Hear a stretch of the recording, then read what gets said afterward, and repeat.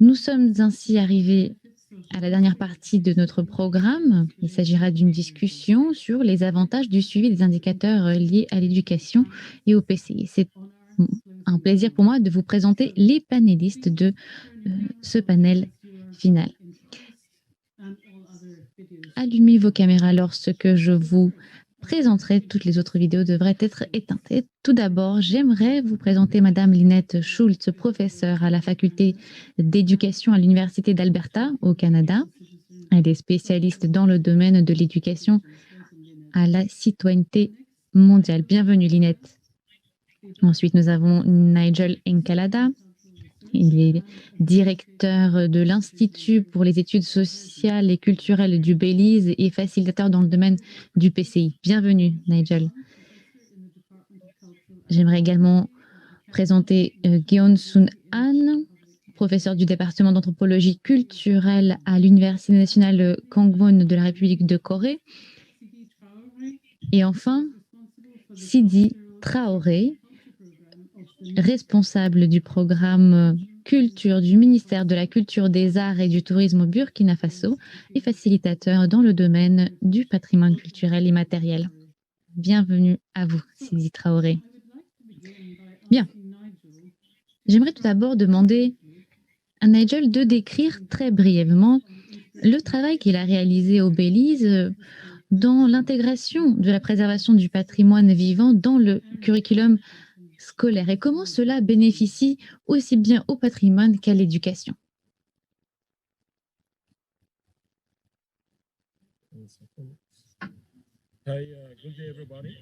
Bonjour à toutes et à tous.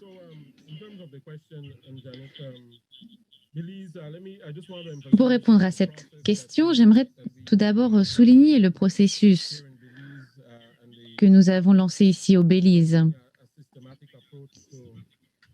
Nous avons développé une approche systématique. Le Belize a un élément qui est listé à la liste de l'UNESCO. Nigel, est-ce que vous êtes avec nous? En attendant que Nigel nous rejoigne, j'aimerais juste expliquer que intégrer le patrimoine vivant dans le système éducatif au Belize a contribué à la sensibilisation du public sur cette forme de patrimoine et sur sa préservation.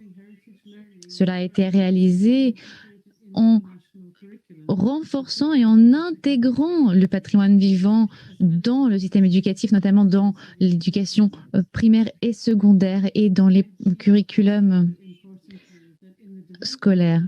Tout cela, je pense, est aussi important, notamment dans le développement du programme scolaire. Les représentants du département du patrimoine vivant travaillent étroitement avec les membres du ministre de l'Éducation.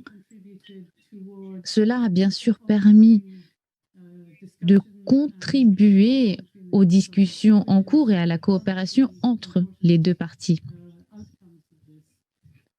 Cela est bien sûr un des résultats les plus importants de cette initiative. Je vais poursuivre et j'espère que nous pourrons retrouver Nigel.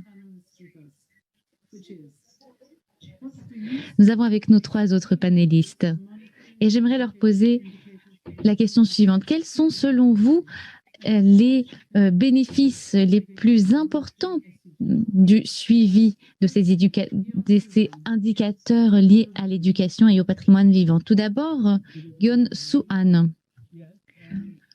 Bonsoir à toutes et à tous. Oui. Alors, comment est-ce que ce processus permettra de favoriser le renforcement du patrimoine culturel immatériel? Eh bien, en Corée, le PCI est enseigné à l'école, en quelque sorte sous une perspective nationale. Ainsi, les élèves apprennent à ressentir, à comprendre l'importance de la culture coréenne.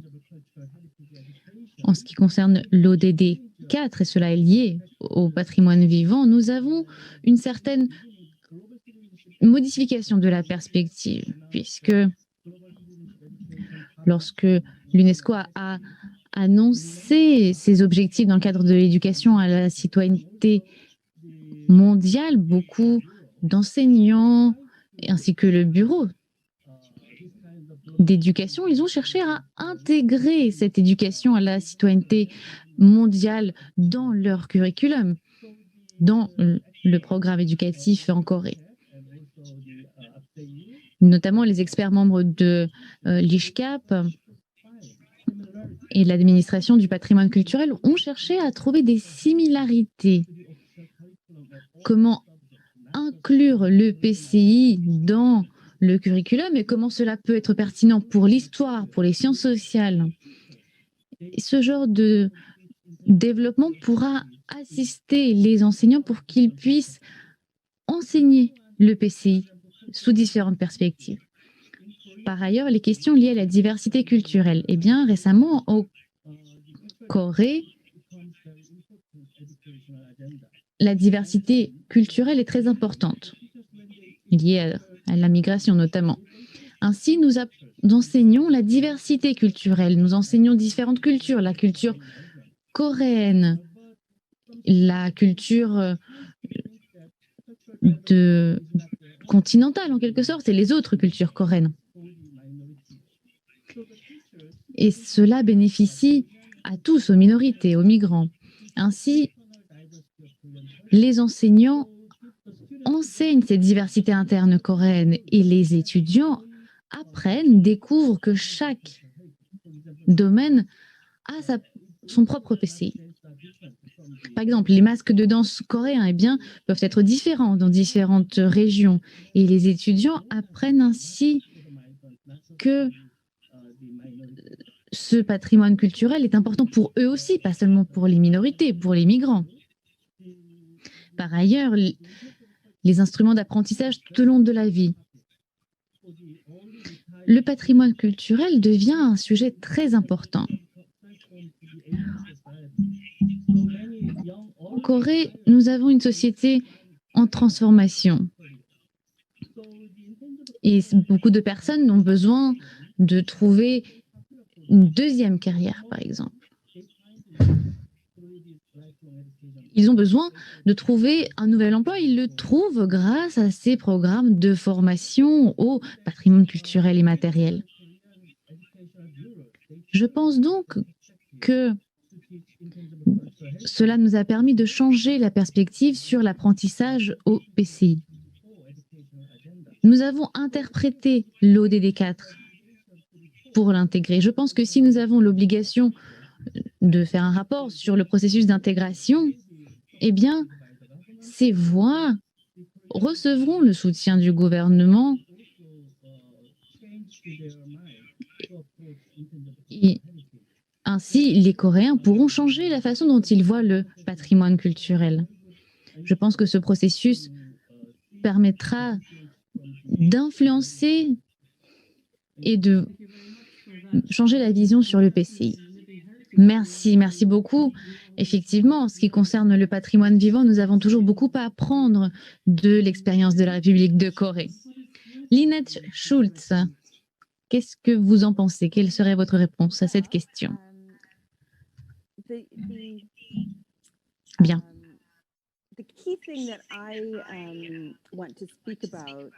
Eh bien, j'aimerais revenir sur un élément clé, à savoir l'importance du suivi du processus normatif. Comment ce processus permet de refaçonner les systèmes éducatifs. Je pense que nous devons garder à l'esprit que les systèmes éducatifs à travers le monde entier, ces 20-30 dernières années, se concentrent surtout sur les réussites économiques, que l'on voit les étudiants comme du capital humain. Nos systèmes sont conçus de manière à mettre l'accent sur les compétences, l'employabilité des étudiants. Et le patrimoine, la culture est mis de côté. Et je pense que ce projet est un projet particulièrement passionnant. Il permet ainsi d'amener le patrimoine culturel, de le reconnaître au sein des écoles ainsi que des communautés. Je pense que Le patrimoine peut contribuer à la cohabitation pacifique, à la démocratie. Et pour cela, il faut que les systèmes éducatifs,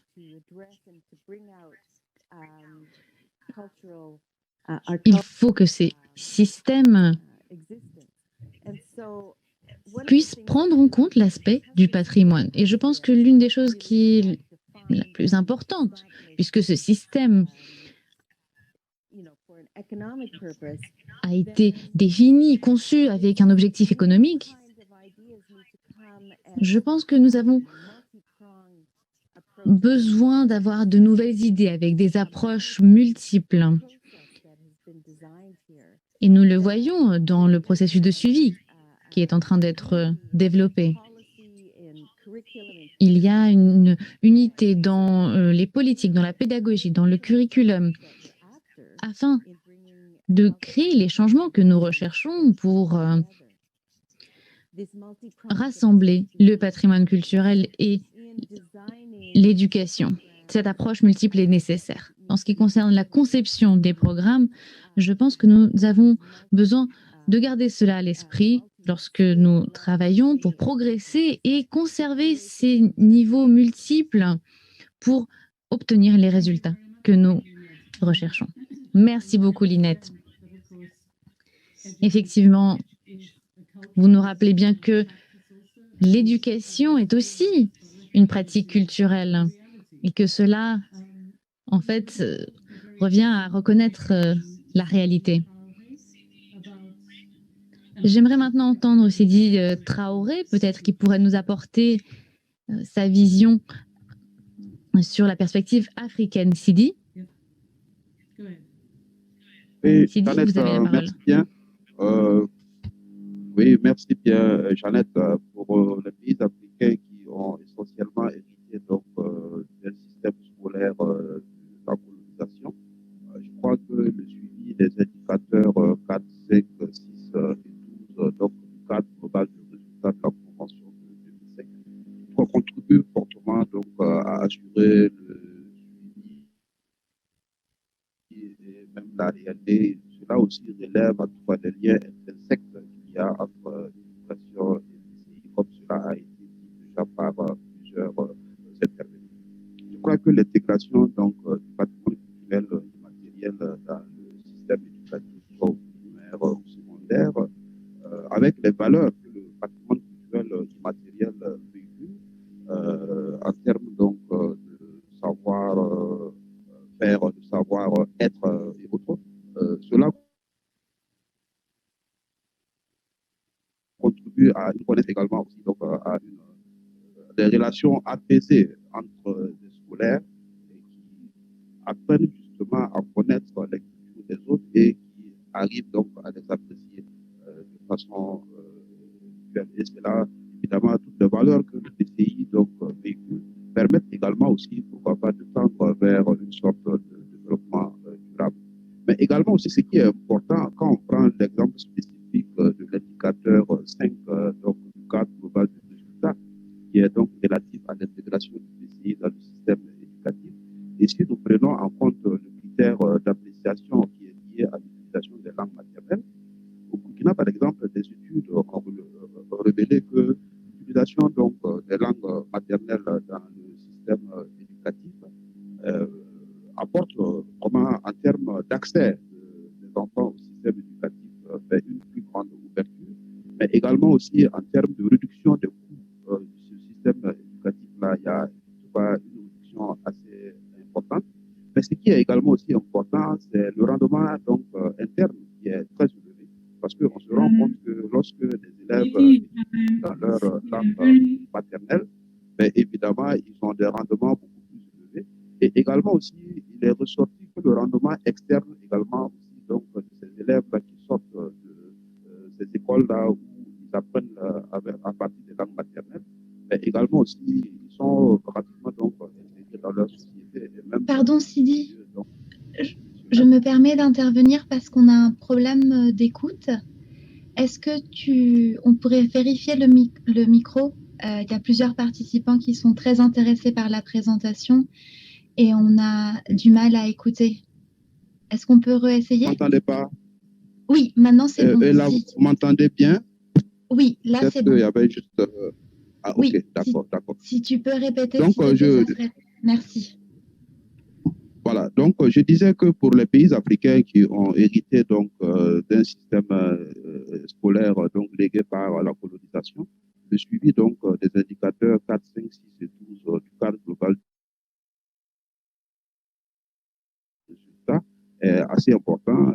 Ces indicateurs-là alimentent pour nous, en tout cas, l'ODD 4 donc en termes de réalisation.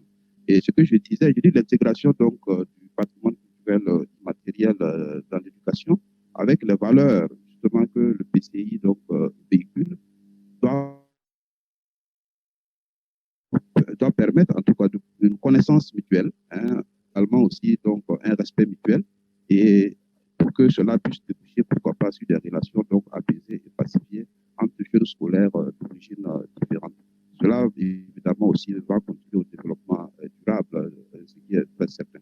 Également aussi, je crois que ce qui est important, le PCI également aussi offre en tout cas des opportunités hein, en termes de nouvelles possibilités d'apprentissage qui est donc basée sur une éducation contextualisée, donc qui puise ses racines donc du patrimoine culturel immatériel des différentes communautés. Et particulièrement donc l'indicateur 5 du cadre global de résultats, donc qui est relatif à l'intégration donc du PCI dans l'enseignement primaire et secondaire, notamment avec le facteur d'appréciation qui est lié à l'utilisation des langues maternelles, offre des avantages considérables. Au niveau du Burkina Faso, une étude a révélé que lorsque effectivement les élèves apprennent dans leur langue maternelle, ben, évidemment, l'accès donc en termes d'infrastructures scolaires et autres est beaucoup plus élevé, est beaucoup plus important, mais également aussi donc en termes de coûts, on a des coûts qui sont pratiquement divisés par deux. Mais ce qui est vraiment le plus important, c'est le rendement donc, de ce système d'éducation bilingue-là qui est beaucoup plus important. Donc, le rendement externe est important, mais également aussi le rendement interne est très élevé parce que les taux de réussite sont beaucoup élevés. Donc, le suivi de ces indicateurs-là, pour moi, en tout cas, contribue donc, à alimenter la réalisation des ODD et je crois que c'est important en tout cas, de pouvoir assurer leur suivi.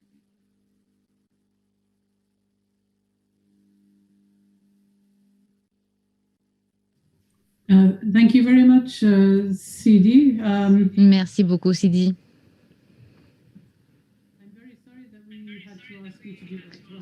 Je suis vraiment navrée de vous avoir demandé de répéter, mais cela en valait la peine. Ce que vous aviez à dire était très intéressant et je vous en remercie. En particulier, l'accent que vous avez mis sur l'importance des valeurs ainsi que sur l'enseignement dans la langue maternelle. Tout cela est bien sûr très important pour une éducation de qualité. J'aimerais maintenant demander quels sont les conseils que nos panélistes peuvent apporter aux acteurs non gouvernementaux, aux représentants gouvernementaux et à nous. Comment est-ce que nous pouvons augmenter les avantages du suivi de ces indicateurs liés à l'éducation et minimiser les défis? Et tout d'abord, je commencerai par Linette.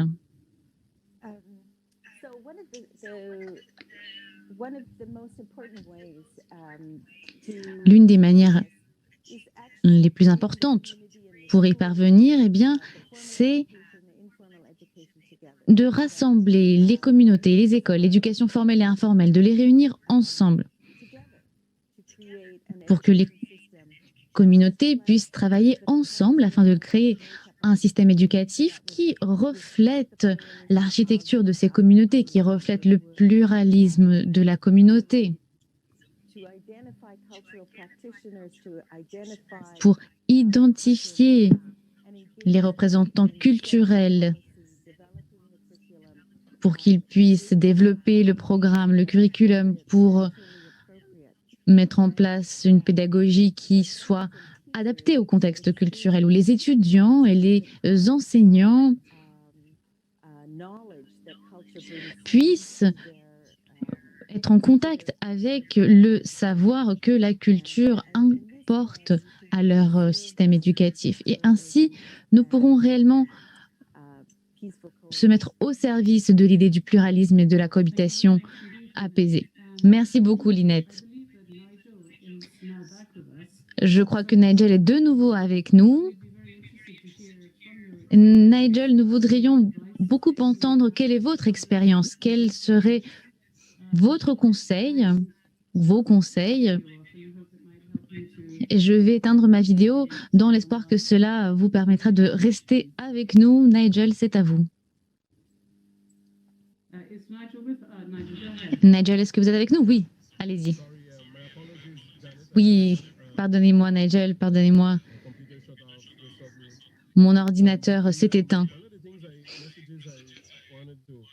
Eh bien, le message que je souhaiterais vous transmettre aujourd'hui a trait au rôle des institutions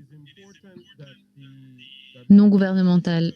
Il est important que ces institutions agissent en tant que point focal, qu'ils aient une stratégie qui aurait été développée et qui permettrait une collaboration plus étroite entre la culture et l'éducation. Je pense que c'est un élément que nous avons réalisé très rapidement. Et nous, au ministère de l'Éducation, nous l'avons découvert au ministère du Tourisme, puisque à l'époque, nous cherchions à promouvoir notre pays comme une destination touristique, entre autres. Nous développions du matériel touristique, nous étions investis dans ce domaine-là. Mais une fois que nous avons commencé à travailler avec l'UNESCO dans ce domaine, nous avons pu, avec de l'aide, de développer des contacts pour revoir, réviser le curriculum scolaire afin que le PCI, le patrimoine vivant, soit intégré dans le système formel. Dans le même temps, nous avons commencé à travailler étroitement avec les communautés, nous avons commencé à rechercher les porteurs de savoir, les membres des communautés qui souhaitaient transmettre, qui souhaitaient enseigner leurs propres éléments du PCI. Nous avons commencé à le développer et nous avons mis en place un mouvement formel pour nous aligner sur le travail du ministre de l'Éducation. Nous avons mis en place des mécanismes de travail avec les communautés. Et je crois que Lynette l'a mentionné plus tôt. Quelle serait la situation idéale? Eh bien, ce serait que ces deux parties, donc que ces deux domaines du système formel et informel puissent travailler ensemble, qu'on puisse mettre en place des synergies entre les deux, afin qu'il y ait un effort systématique délibéré au niveau national, régional, local, pour l'apprentissage, l'enseignement avec et du PCI, et ainsi contribuer à la préservation du PCI. Voilà le message que je voulais transmettre. Il faut savoir ce que nous voulons faire et il faut faire le travail de lobby nécessaire. Souvent, lorsque vous travaillez dans les institutions gouvernementales, comme c'est mon cas, il y a une certaine tendance à attendre à ce que le gouvernement mette en place des politiques. Mais souvent, eux-mêmes, ils ne savent pas comment le faire, mettre en place ces politiques. Donc parfois, il faut que des personnes au sein même du système, les lobbies, puissent offrir le plus naturellement possible certaines orientations, des orientations qui permettront de créer les synergies entre la culture et l'éducation. Merci infiniment et je suis ravie que nous ayons pu entendre votre présentation qui était fort intéressante. J'aimerais rappeler à nos participants et à tout le public que vous avez la possibilité de poser des questions. J'espère que nous pourrons prendre une ou deux questions. Ainsi, si vous en avez, n'hésitez pas à nous les envoyer dans le chat pour que nous puissions les retrouver. Nous arrivons bientôt à la fin de ce panel Et pour que vous puissiez avoir le temps de réfléchir à vos questions, j'aimerais maintenant passer à ce que je voulais faire à la fin du panel, mais je vais le faire maintenant.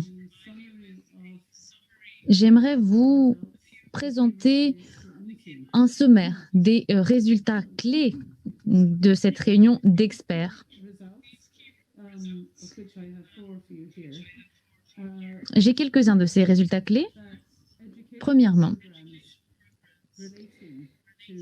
les programmes éducatifs liés au patrimoine vivant ont un fort potentiel pour permettre de préserver ce patrimoine, notamment sa transmission, mais aussi d'améliorer la qualité de l'éducation pour tous les enfants, quelles que soient leurs origines et leur milieu. Utiliser des concepts appropriés au contexte sont une base essentielle pour cette éducation et contribuent à l'ODD 4.7. Les politiques et les programmes souvent agissent de manière séparée. Et parfois, les activités de programme et les activités exigent des approches davantage interdisciplinaires, intersectorielles, et ce, à différents niveaux dans tous les pays. Les enseignants peuvent jouer un rôle clé dans ce domaine, puisqu'ils sont à la fois éducateurs, mais ils font aussi partie des communautés, des cultures locales. Mais il est important qu'ils reçoivent la formation nécessaire sur comment inclure le patrimoine dans leur salle de classe pour le faire de manière adaptée pour pouvoir le transmettre aux étudiants. Il y a donc des avantages aussi bien pour le patrimoine que pour le domaine de l'éducation à suivre ces indicateurs. Pour le patrimoine vivant, cela passe par l'apprentissage sur ce qui a été réalisé et sur ce que nous pouvons encore améliorer. Les programmes de développement associés, les partenariats sur le terrain et même les infrastructures, tout cela contribuera à améliorer la préservation. Pour l'éducation, cela permet de parvenir à l'ODD 4.7. Par exemple, par le respect de la diversité culturelle, en garantissant une éducation de qualité. Cela permettra également de faciliter le suivi d'indicateurs qui peuvent paraître abstraits et permettra de bénéficier à l'établissement de rapports sur le sujet. Cela bénéficiera donc aux États parties en ce qui concerne l'ODD 4.7. J'aimerais maintenant voir si nous avons des questions pour notre panel. Maïté? Oui, Janet, nous avons quelques questions. Je ne sais pas combien de temps nous avons encore. Je crois que nous avons encore 5 à 10 minutes. Est-ce que vous voulez nous donner lecture de la première question? Une question du public et on demande quels pourraient être les principaux points pour renforcer la formation des enseignants et les capacités en vue de promouvoir la sauvegarde du PCI et sa contribution au développement durable. Merci. Alors, je vais demander à Sidi de répondre à cette question. Si Sidi m'entend? Oui, Jeannette, je t'entends bien. Oui. D'accord. Je ne suis pas sûr d'avoir bien saisi la question, mais c'est, je sais pas, qu'est-ce qu'il faut en termes de renforcement des capacités des enseignants pour la prise en compte Perhaps could you repeat the question for CD in French? If that's Yes, I will translate it in French. Quels sont les principaux points pour renforcer la formation des enseignants et le renforcement de capacités dans le but de promouvoir la sauvegarde du patrimoine culturel immatériel et sa contribution au développement durable? Quelles seraient les principales recommandations pour ça? Ok, d'accord. Parce que déjà, ce qu'il faut se dire, c'est qu'il faut que les secteurs de l'éducation, les secteurs de la culture puissent se parler davantage.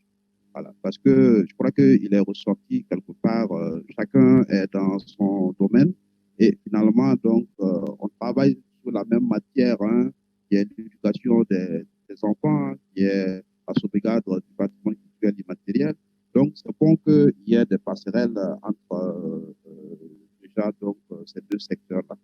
Pour le cas, par exemple, du Burkina Faso, où il est prévu donc l'introduction du patrimoine culturel immatériel dans le système éducatif, il est prévu un programme justement de formation des enseignants. Voilà. L'idée, c'est déjà d'intégrer dans la formation initiale des enseignants au niveau donc, du primaire et du secondaire des modules donc, relatifs à la prise en charge du patrimoine culturel immatériel et qui vont être, que ces enseignants-là vont par la suite donc, enseigner. Également, il est prévu que les enseignants puissent justement s'imprégner des contextes locaux. Parce que nous avons des contextes nationaux, mais nous avons une diversité souvent de communautés dans nos pays. Et c'est bon que les enseignants puissent justement donc s'imprégner de ces contextes locaux-là pour prendre en compte des éléments du patrimoine des communautés qui accueillent justement l'école pour justement partager cela donc, avec les élèves. Donc, moi, je me dis que forcément, il faut qu'il y ait cela. Mais il faudrait aussi que le monde scolaire, l'école puisse s'ouvrir davantage à sa communauté. Faire en sorte que justement,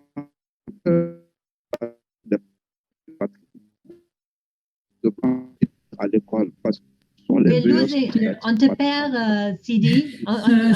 Lynette, est-ce que vous souhaitez ajouter quelque chose? Je vais vous donner un exemple. Je ne sais vraiment pas quel est le problème.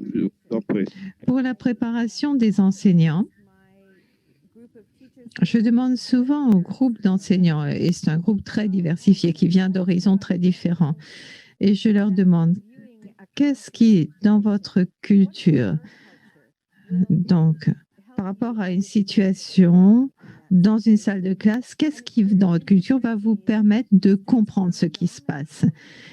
Et les écoliers qui sont d'une culture dominante souvent disent, moi, je n'ai pas le sentiment d'avoir une culture. Et ça, je crois que c'est un élément clé pour l'éducation. Nous avons tous une culture et il faut que l'on comprenne et qu'on reconnaisse notre propre culture et comment ça façonne notre vision du monde. Et en tant qu'enseignant, on fait intervenir cela dans une salle de classe multiculturelle ou même quand on pense que c'est une culture unifiée, ça n'est pas très probable. Il y a des cultures multiples qui coexistent au sein d'une salle de classe. Et ainsi, on commence à comprendre comment fonctionne la culture et comment cela contribue à notre vision du monde, notre compréhension du monde et des uns des autres. Donc, un élément clé de la formation des enseignants, c'est de faire en sorte que les enseignants, avant qu'ils ne prennent leur premier poste, comprennent bien cet aspect culture. Merci, Lynette. Est-ce qu'on a le temps pour une autre question? Si oui, Maïté, est-ce que vous voulez nous communiquer une autre question? Oui, merci, Jeannette. Deux questions très intéressantes, donc je vais vous en faire part. Tout d'abord, une question qui a trait au contexte actuel. Quel est le plus grand risque aujourd'hui si on ignore le patrimoine culturel dans l'éducation? Et deuxième question qui reprend plusieurs questions qui ont été posées par plusieurs participants. C'est-à-dire comment trouver le juste équilibre entre le patrimoine culturel immatériel et la citoyenneté mondiale pour ne pas promouvoir le nationalisme. Donc voilà, ça a été posé comme question par plusieurs participants, donc je regroupe ces différentes questions. Alors, peut-être d'abord la deuxième question. Comment trouver le juste équilibre entre la diversité culturelle, d'une part, et par ailleurs la notion de citoyenneté mondiale? C'est bien ça? Et pour éviter des approches nationalistes. C'est bien ça. J'ai bien compris? Oui, oui. C'est-à-dire comment trouver le lien adéquat entre le patrimoine culturel et la citoyenneté mondiale. Eh bien, je vais demander à Gyun Soo Han de répondre à cette question.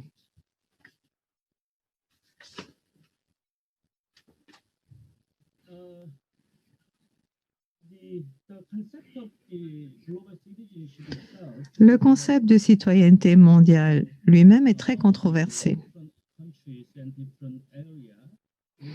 Et les différents pays, les différentes régions ont leur propre contexte historique à définir par rapport à la citoyenneté mondiale. Quelle est la valeur universelle du citoyen mondial? Mais à mon sens, le patrimoine culturel lui-même est très important pour effectivement savoir plus sur le contexte local, les savoirs locaux. Et cela va permettre aux êtres humains, ces savoirs locaux, ça va leur permettre de surmonter des crises telles que les crises environnementales, les conflits au sein des communautés. Donc, le patrimoine culturel devient la ressource commune des êtres humains pour comprendre une situation et trouver des solutions. La citoyenneté mondiale et l'éducation à la citoyenneté mondiale, si cette éducation comprend les patrimoines culturels divers et que sur cette base, on construit le fait d'éviter les conflits, de vivre ensemble, de travailler ensemble dans nos sociétés mondiales. Par exemple, pour le développement durable en Corée, on a un bon exemple. En fait, je ne me souviens plus de l'appellation exacte de cet élément du patrimoine culturel immatériel. Ce sont des plongeuses. En fait, elles plongent en apnée sans équipement artificiel. Et cela nous montre comment, effectivement, ces femmes ont établi ce lien avec la nature. Et en raison des limites des capacités humaines, elles ne peuvent pas ainsi récolter toutes les ressources sous-marines. Et il y a donc ce lien avec la nature et il y a diverses histoires de ce type. Lorsqu'on les enseigne aux écoliers, ils vont ainsi apprendre à travailler ensemble de façon pacifique. Merci pour ce commentaire tout à fait encourageant. J'aimerais demander à Nigel de répondre à l'autre question, c'est-à-dire dans le contexte actuel, aujourd'hui, quel est le principal risque si le patrimoine culturel est ignoré par le secteur de l'éducation? On peut le poser de la façon inverse. Pourquoi est-ce que c'est aussi important que le patrimoine culturel immatériel soit intégré dans l'éducation? Nigel. Oui, c'est une question tout à fait intéressante, Janet. Tout d'abord, compte tenu de ce qui se passe dans le monde et à Belize et dans la région, on voit que lorsque l'éducation n'est pas pertinente sur le plan culturel, eh bien cela nuit au développement. Des pays comme le mien ont participé ou participent à un processus de développement, mais souvent ce développement en fait n'atteint pas ses objectifs car il s'efforce d'adapter les modèles du premier monde en quelque sorte, ce qu'on voit à la télévision avec toutes ces technologies, les façons de faire qui viennent d'autres populations, d'autres communautés, d'autres nations, en négligeant par ailleurs les talents, les compétences locales. Par exemple, par rapport à cette pandémie, cela a mis en exergue la façon dont des pays comme le mien, où on a beaucoup de ressources terrestres et une population qui a une tradition agricole, à quel point ce domaine est peu développé. Et les compétences qui faisaient partie de ce que nous sommes, de ce que nous étions, sont ignorées, négligées au profit d'autres compétences qui ont très peu d'application en l'occurrence. Lorsque le système éducatif promeut, je recherche mes mots, dit Nigel. promeut donc des idées sur lesquelles il est plus important d'être un médecin qu'un agriculteur, ou plus important d'être un architecte qu'un constructeur de bateaux, eh bien, ce faisant, on néglige le fait que l'essentiel de notre population a des compétences transmises de génération en génération et qu'on n'utilise pas pour notre propre développement. Donc, on nuit à notre propre développement. Faire en sorte que l'éducation ait une pertinence culturelle, ainsi on autonomise les populations, on commence à comprendre les liens, parce qu'ils existent, ces liens, on commence à comprendre comment les compétences qui sont les nôtres peuvent être utilisées et intégrées à ce qu'on apprend de l'expérience mondiale qui est la nôtre. Et on risque aussi d'avoir une régression au fil du temps, de continuer à vivre dans la pauvreté, avec un manque de développement généralisé. Merci beaucoup d'avoir transformé aussi ce message négatif en un message positif, c'est-à-dire que si on intègre le patrimoine culturel dans l'éducation, eh bien, ça peut répondre aux besoins de développement d'un grand nombre de pays. Et pour conclure, je vais simplement mentionner un exemple écossais, où des jeunes hommes qui avaient eu des difficultés, en fait, de criminalité, de drogue, en fait, ont appris des compétences de construction traditionnelle et ça a transformé leur vie. Donc, il s'agit aussi de donner aux personnes la formation leur permettant de se sentir utiles dans la société également. Si je peux juste rajouter quelque chose, dit Nigel. Oui, mais je crois qu'il va falloir qu'on puisse conclure parce que je sais que chacun a des choses très intéressantes à dire. J'aimerais simplement suggérer 2 choses alors que nous allons clore ce panel. Je vois qu'il y a des commentaires très intéressants sur le chat. Donc, si vous avez des exemples que vous souhaitez partager, je suis sûre que le secrétariat serait ravi de les connaître. Et par ailleurs, peut-être qu'il est possible de poursuivre cette conversation sous un autre format en ligne.